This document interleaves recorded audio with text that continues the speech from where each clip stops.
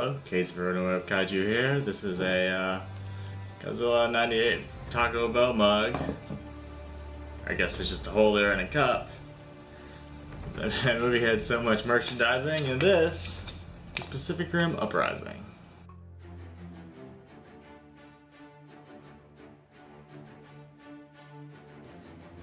Even with the absence of a stacker-like figure, the characters overall were much better.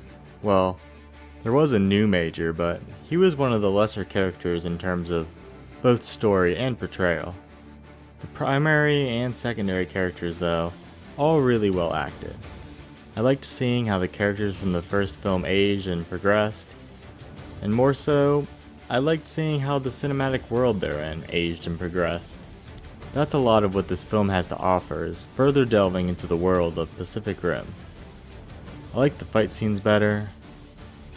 There's not as many, but they're all longer, they're filled with interesting ideas, and I think they're all in the daylight. That being said, almost all the CG looked amazing. There was one pull-out shot to a completely CG factory that did look off though. The fights show a lot of footage of civilians in panic. Well, outside of these fights, these are present as well, and gives the bad guys the sense of threat that the ones in the first film lacked. Maybe it showed a bit too much of these, but it's still a positive. The movie is funnier than the first. At one point it seemed like the joke wasn't needed, but for the most part nothing seemed too out of universe like, say, the jokes in the newer Star Wars films. I like the score a lot more. It's nothing fantastic, and honestly, it sounds a little bit like Jurassic World music, but yeah, I liked it more. It never got repetitive. The classic theme did show up, albeit a bit altered, but it was well welcomed and worked great for its accompanied scene. I like the camera work a lot more than the first. Everything looks right in general. There is one part where it kept switching cameras, and every time it did, that camera panned somewhere. It's a bit nauseating. The story is a bit absurd. It does give a good reason why the breach would reopen, and it's not like extremely awful, but it does seem like something you'd see in the fourth or fifth installment of a series rather than the second.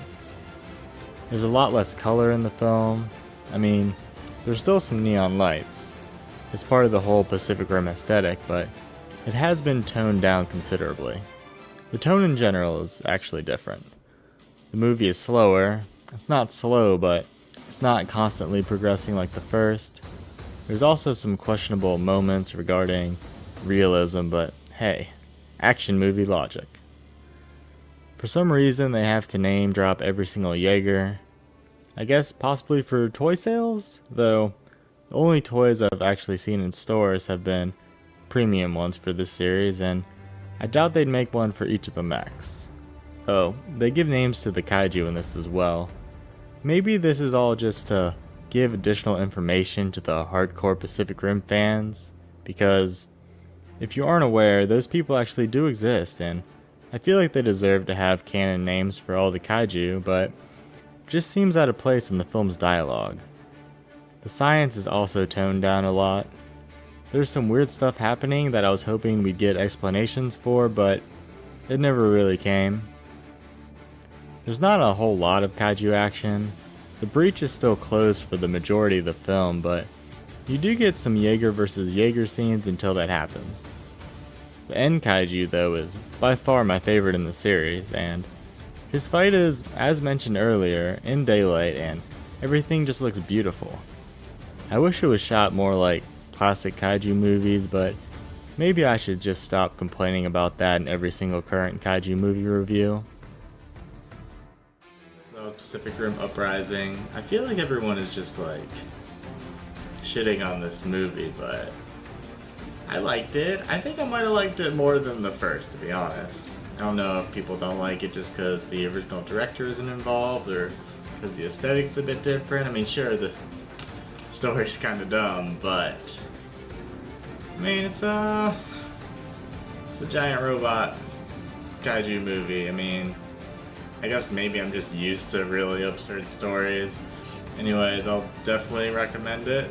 So, sorry about all the comparisons to the first film. It's just that this one fixed like a lot of the things that I mentioned that I didn't like about the first film. So it's just constantly comparing them.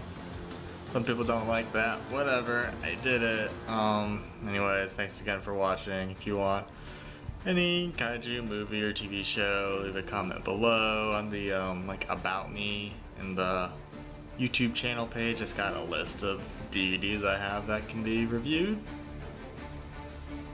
Thanks for watching.